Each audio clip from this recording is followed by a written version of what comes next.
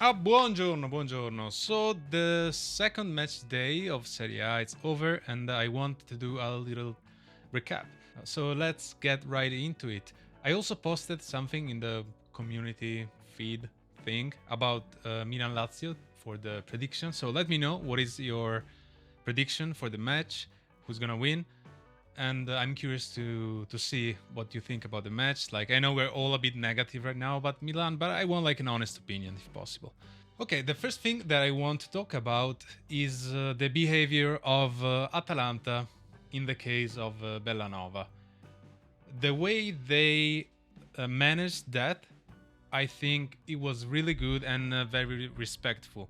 Atalanta got Bellanova from Torino recently, and they chose not to bring him against Torino in this match for environment reason, for ambience reason, right? Which is the best choice not only for the player, because think about like Bellanova going there playing, all the fans are pretty mad and they are protesting right now against Cairo.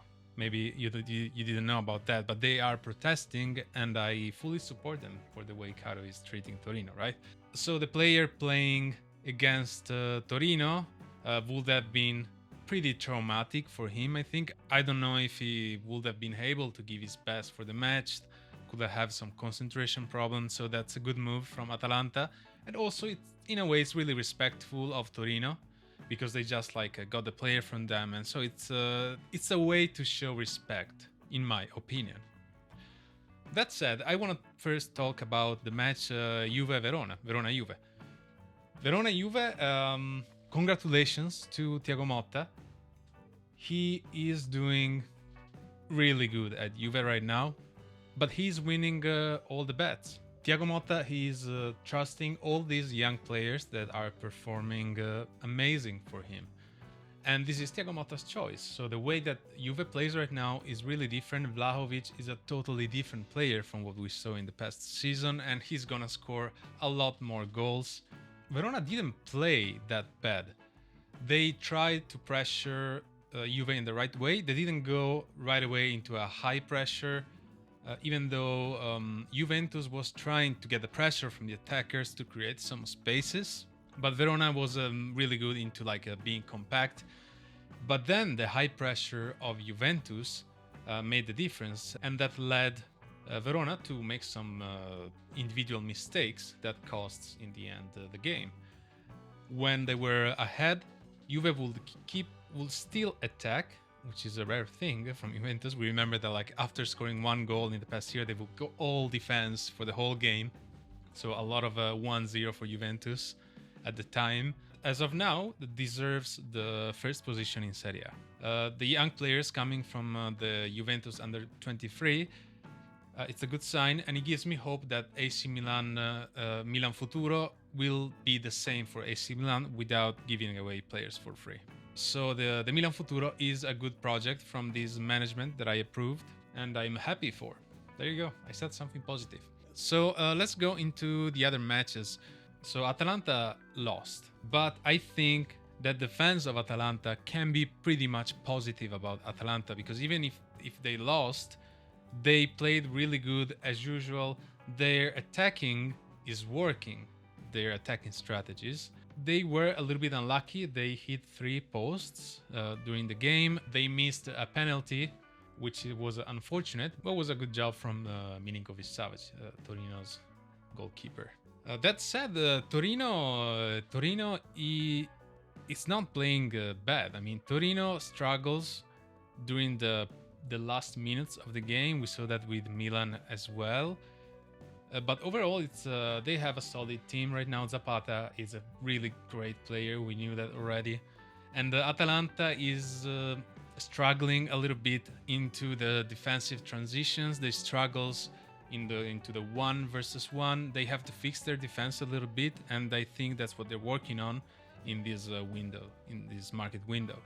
This is the difference also between Atalanta loss and Milan loss. Atalanta loss is a loss that gives you hope because you saw a good team playing good and having a lot of chances and playing some football. While with AC Milan, we saw a regression.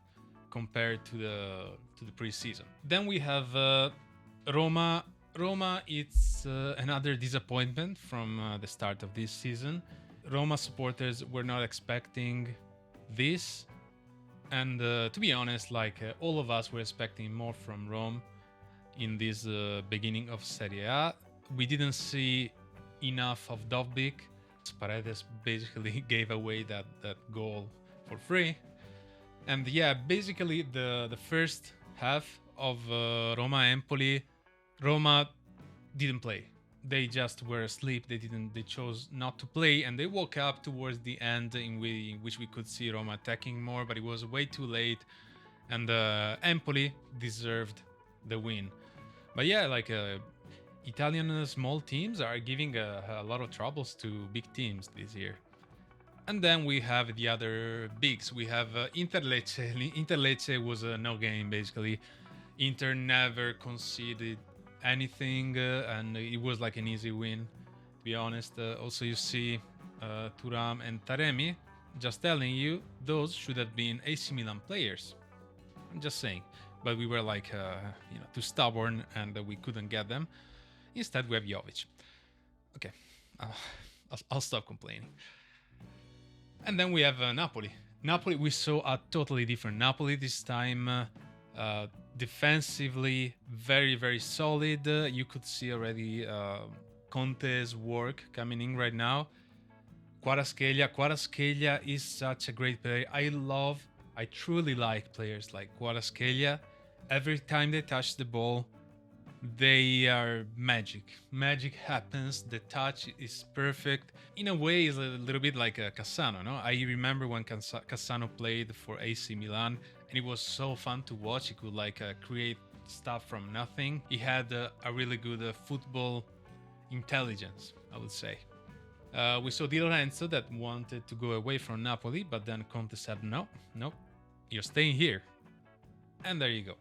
Bologna has been into Napoli's final third for a wobbly 84 times, which is a lot, but they never managed to... But they really managed to concretize anything, so they lack a little bit into the attacking. Italiano, which is Bologna's coach, does really high pressing, like Thiago Motta. And yeah, I'm liking this Bologna, even if they lost 3-0 to Napoli. But this Napoli is getting more solid, and we can see the work of Conte here. And they need something more in the midfield, Napoli, because Lobotka was a little bit off at times, and Anguissa is a little bit... You can see that he's struggling. They need probably something else that they're probably gonna get. We saw Buongiorno. Buongiorno is a great player. Buongiorno was on AC Milan list the past year, probably because of the rumors of Conte approaching AC Milan, but then Torino wanted too much money, and so AC Milan gave up. Then we have Lazio. Lazio, in a way, is struggling. Okay, despite winning the first match, Lazio has a lot of defensive problems. Their ball possession and passes are a little bit sterile. So considering that Lazio is the next AC Milan opponent for the next week, I don't want to do predictions right now because that didn't end well last time, so maybe next time. So those were the main matches. Then we have all the small ones. We have Genoa winning at Monza, and then Fiorentina, Venezia tie, Cagliari, Como tie. So what do we have into the next match day? Next match day, it's going to be fun. There are a lot of good games to watch. Pretty much all the big teams are going to be fun to watch. We have Lazio Milan. I am curious to see how Fonseca will try to solve our tactical problems and how he will approach the game. Milan can't afford to lose more points in this beginning. We need to get a win and to stay behind at least the main teams.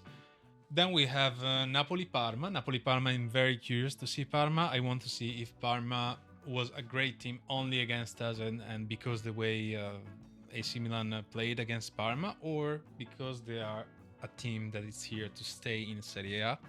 We will see that against Napoli. And yeah, I became a Parma fan. Parma has really fun to watch. They have a lot of interesting players. We have Inter-Atalanta, a very interesting match. And then we have Juve-Roma. Let me know let me know what game are you going to watch. And Forza Milan, always, no matter what, Forza Milan. Okay? Have a nice day. Ciao, ciao.